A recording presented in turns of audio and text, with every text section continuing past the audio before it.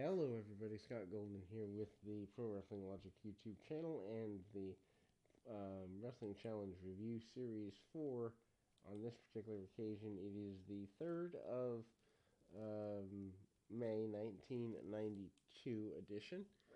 We will have more of these up over the next few days, but this may or may not be the last episode for today. Also, we'll have AEW Dark and Impact up within the next 24 hours as well, so keep your ears peeled for those. Legion of Doom up here.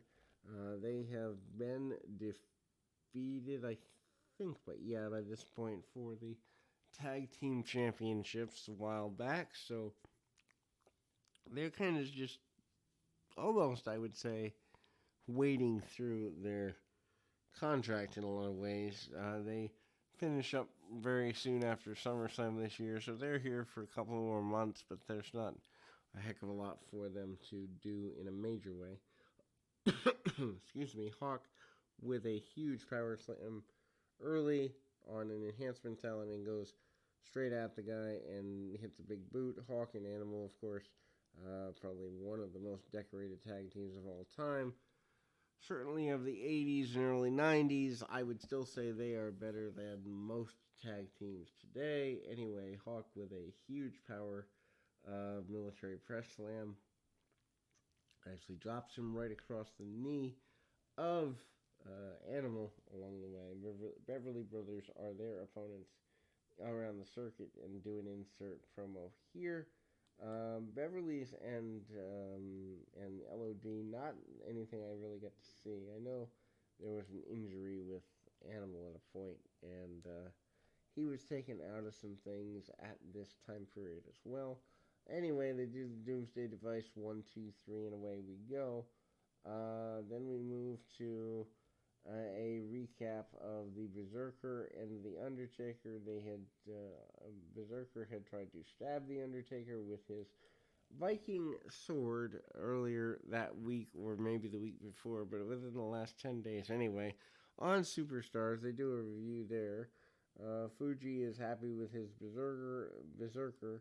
Undertaker and Paul Bearer promise damage to be done. Colonel Mustafa still here in 1992, which strikes me as odd, although he is here with that character through, well, I'm trying to remember, probably finishing up soon thereafter. Of course, his primary return as Colonel Mustafa in response to the Sergeant Slaughter turn in the spring of 1991.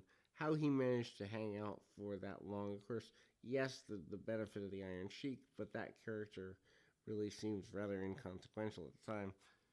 Still working a bit with Sergeant Slaughter, punches, kicks, and a gut wrench suplex followed by a camel clutch.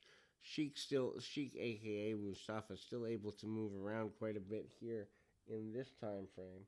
Not able to do as much in the, I'd say, earlier time frame. Anyway, Savage and Flair are hyped for an upcoming house show at the Nassau Coliseum at the end of June 19th specifically. So they're pumping something about 6 weeks out, which they don't even know how to do these days. Which is just showing me how far WWE as an entertainment company has fallen. They may be making more money than ever before, but as far as promotions, they are abysmally sad. Anyway, Ric Flair cuts a promo promising to get his hands on Liz and get his hands on Randy Savage's World Championship yet again. Flair, of course, becoming a multi-time world champion before he leaves, and I think it's right around this time anyway, the end of April, that Flair gets the belt back. Maybe, no, I'm probably wrong with that. Maybe a little longer, but with the help of Razor Ramon. No, that's September, come to think of it. So not quite this far in, but anyway, Flair and Savage do have a go-round for quite a while, several months, on the house show circuit. Got to see one of their matches in person, and it was well done. Savage, of course, is upset that Flair would put any hands on Elizabeth, and justifiably so. Crush in a vignette.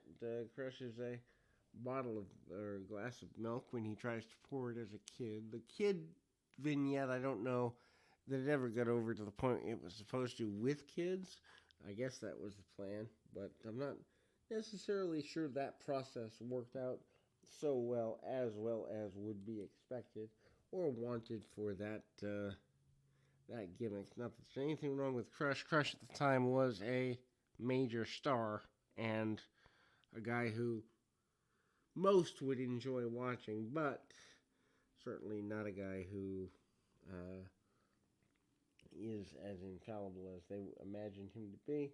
Ric Flair does an enhancement talent match, which is just odd to see after all his years of main event matches, right late 70s, early 80s, and or yeah, late early 80s to through the 80s. To see him in an enhancement match here just is odd.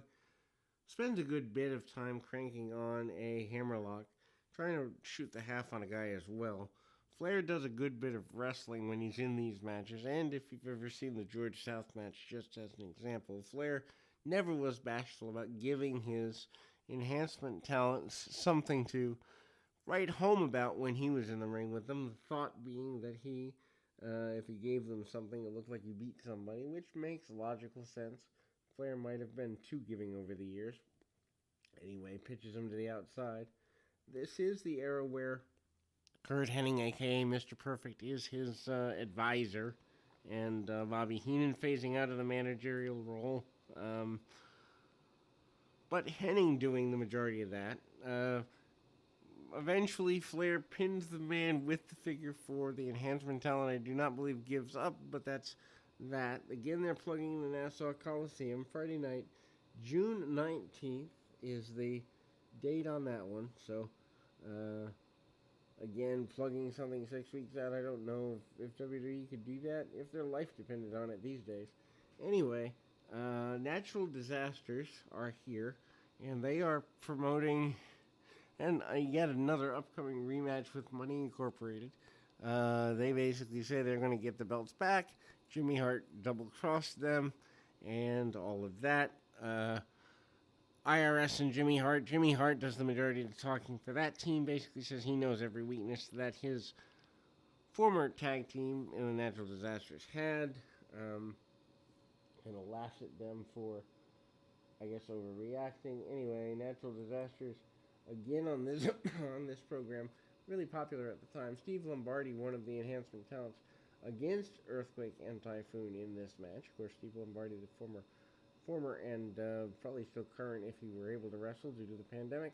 Brooklyn Brawler, takes a couple of shoulder tackles. Nothing to write home about. Typhoon and Earthquake have things easily well in hand here in the beginning of May 1992.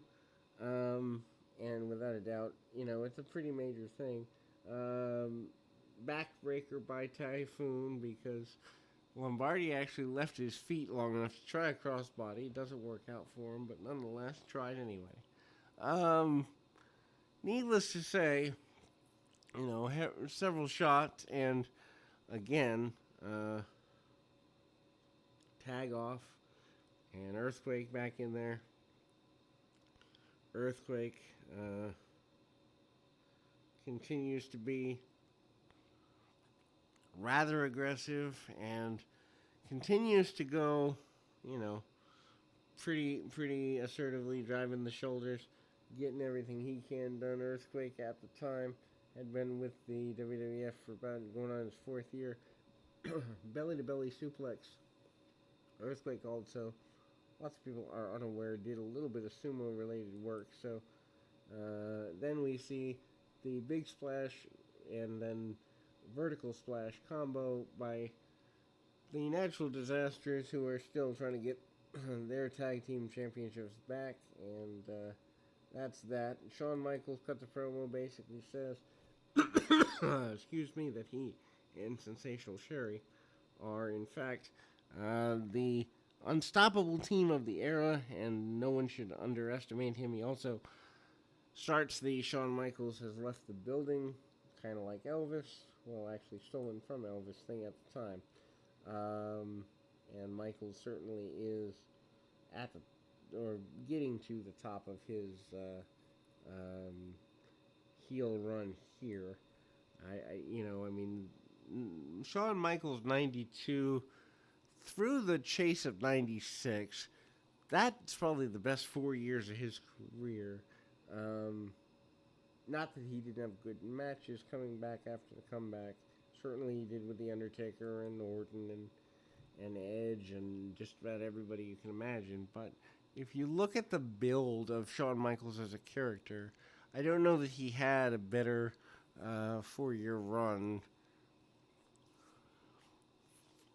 consecutively, you know, than his 92 96 build to the championship. Anyway, El Matador is up next, and obviously he is the former Tito Santana. Of course, sometimes they called him just El Matador, sometimes they called him Tito Santana.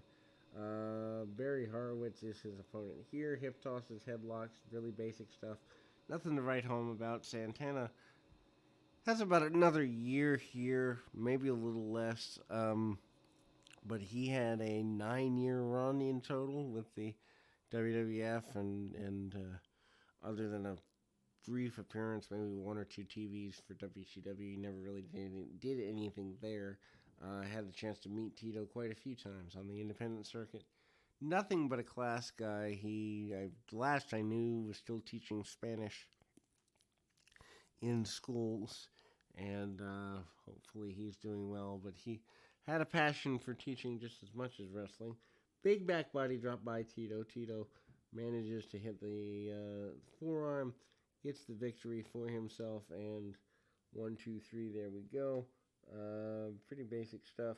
Anyway, then we go to another, believe there's at least, one more enhancement match here. And again, a lot of people look at it and these wrestling challenges and superstars are boring. I'd rather watch, one or two star matches a week and squashes, because at least guys got over them. I think there's an art to getting over that has been lost in the mess that is current day star versus star wrestling that started as part of the Monday Night War and never left. British Bulldog's up here.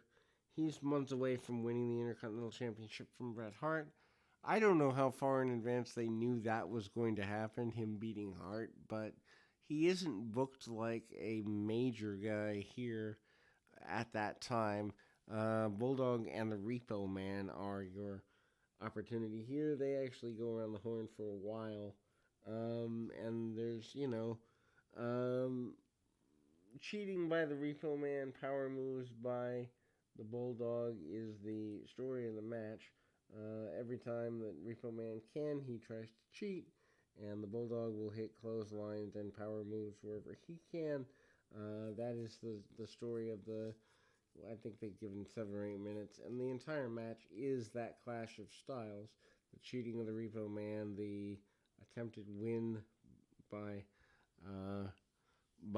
Davey Boy with power move by Davey Boy gets him up, and eventually the referee goes down due to Davey Boy trying to pick Repo Man up for a power slam, and that is when the Repo Man gets the hook out, literally his repossession hook, and nails Davey Boy with it.